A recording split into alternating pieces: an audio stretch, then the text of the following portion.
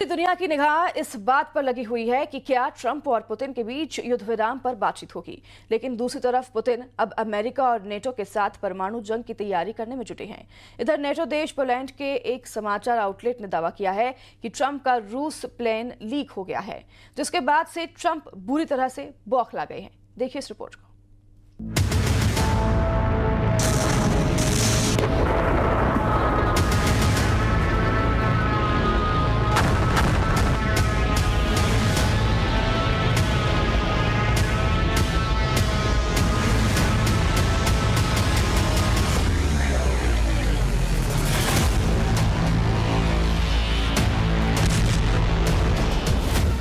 पलटी ट्रंप की बाजी, परमाणु जंग की तैयारी।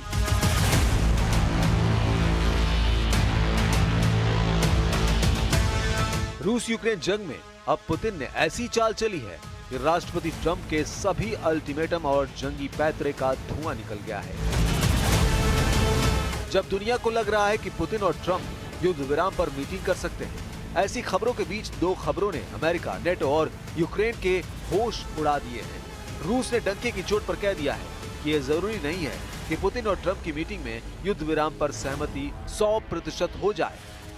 रूस ने यह एहसास करा दिया है कि यूक्रेन पर जो रूसी हमले हो रहे हैं वो और तेज होने जा रहे हैं। खबर है कि पुतिन ने बेलारूस की जमीन से भी बड़े परमाणु जंग की तैयारी शुरू कर दी है। हम आपको दिखाने जा रहे हैं कि कैसे ट्रंप और पुतिन की मीटिंग से ठीक पहले यूक्रेन डील की पूरी रिपोर्ट नेटो देश पोलैंड के पोलिश समाचार आउटलेट ऑनेट में छापकर पूरी दुनिया में सनसनी फैला दी है।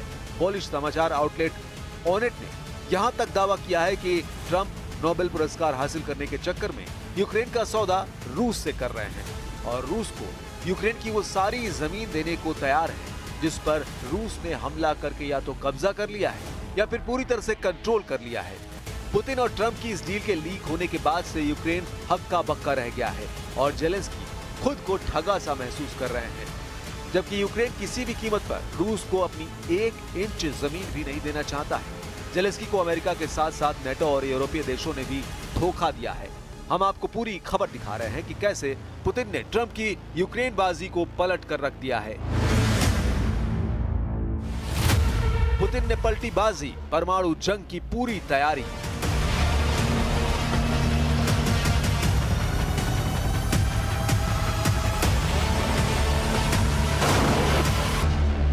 एक 1260 दिन से ज्यादा की जंग के बाद ऐसा लग रहा था कि ट्रंप का 8 अगस्त के अल्टीमेटम से पहले पुतिन ट्रंप के साथ पूरी तरह से मीटिंग के लिए तैयार हो जाएंगे।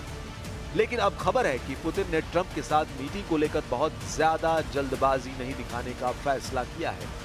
खबर तो ये भी है कि पुतिन और ट्रंप की मीटिंग यूएई यानी संयुक्त अरब अमीरात में हो सकती है, लेकिन अभी तक ट्रंप के अल्टीमेटम खत्म होने से पहले रूस की तरफ से मीटिंग को लेकर कोई बड़ा दावा नहीं किया गया है। बल्कि खबर तो यह है कि जब से अमेरिका ने रूस के नजदीक 2 परमाणु पनडुब्बी तैनात करने का ऐलान किया है, उसके बाद से रूस ने भयानक तरीके से परमाणु जंग की तैयारी शुरू कर दी है।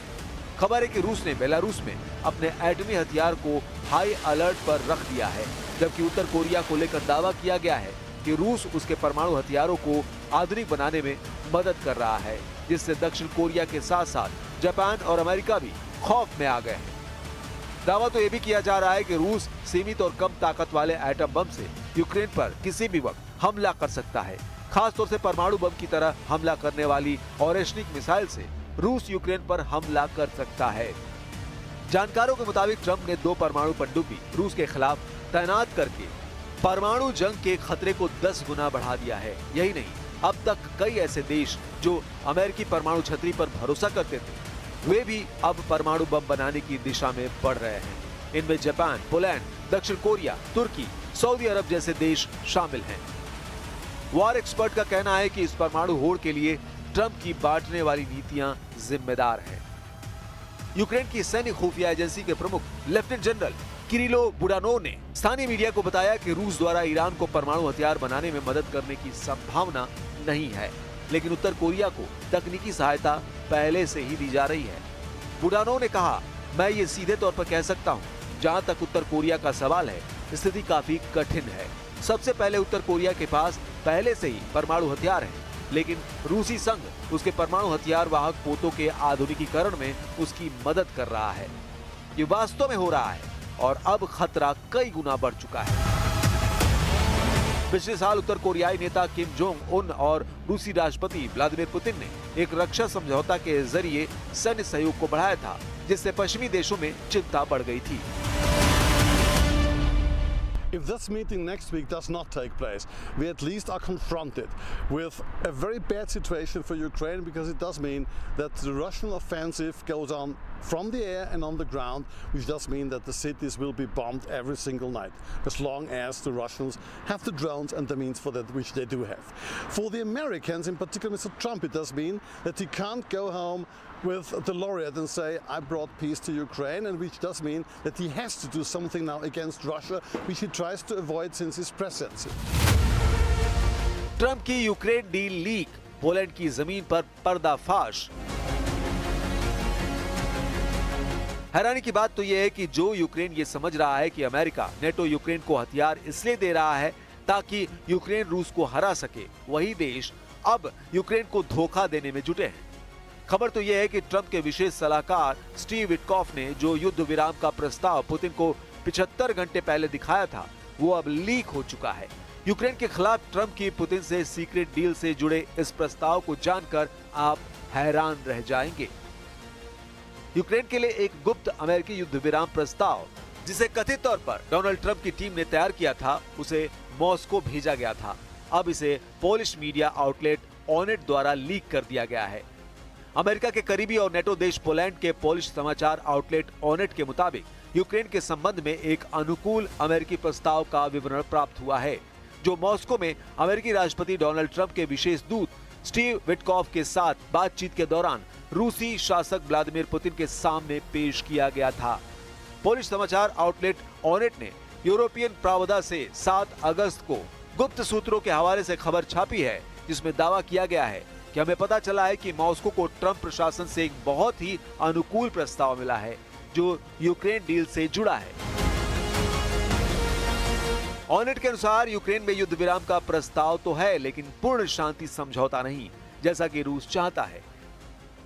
यूक्रेन जंग के मुद्दे को 49 साल से लेकर 99 वर्षों के लिए स्थगित करके रूस द्वारा कब्जाए गए क्षेत्रों को वास्तविक मान्यता देना है, न कि कानूनी, यानी ये भी रूस के पक्ष में है। रूस पर लगाए गए अधिकांश अमेरिकी प्रतिबंधों को हटाना और दीर्घकालिक रूप से ऊर्जा सहयोग अर्थात रूसी गैस और तेल के आयात से रोक हटाना भी शामिल है। हालांकि इस प्रस्ताव में कथित तौर पर नेटो विस्तार के विरुद्ध कोई गारंटी शामिल नहीं है, जो मॉस्को की लगातार मांगों में से एक है। न ही रूस को यूक्रेन को सैन्य सहायता बंद करने का कोई वादा मिला। हालांकि ऑनेट के अनुसार यह अंतिम बिंदु रूसियों को स्वीकार्य बताया जा रहा है। विटकॉफ और पुतिन के बीच बैठक के बाद ट्रंप ने यूक्रेनी राष्ट्रपति वोलोडिमीर जेलेंस्की और कई यूरोपीय नेताओं के साथ फोन पर बातचीत की थी। यह भी खुलासा हुआ है। इसके बाद ट्रंप ने कथित तौर पर यूरोपीय नेताओं से कहा कि उनका इरादा अगले हफ्ते की शुरुआत में पुतिन से मिलने का है, जिसके बाद राष्ट्रपति जेलेंस्की के साथ एक त्रिपक्षीय बैठक होगी। बाद में क्रेमलिन ने पुष्टि की कि रूस और अमेरिका इस बात पर सहमत हुए हैं कि पुतिन और ट्रंप आने वाले दिनों में मिलेंगे। लेकिन हम आपको बता दें कि अमेरिका ने पहले पूरी तरह से कब्जा किए गए और आंशिक रूप से कब्जे वाले यूक्रेनी क्षेत्रों पर रूस के कब्जे को मान्यता देने की पेशकश की थी, जिसे कीव यानी राष्ट्रपति जेलेंस्की ने अस्वीकार कर दिया था।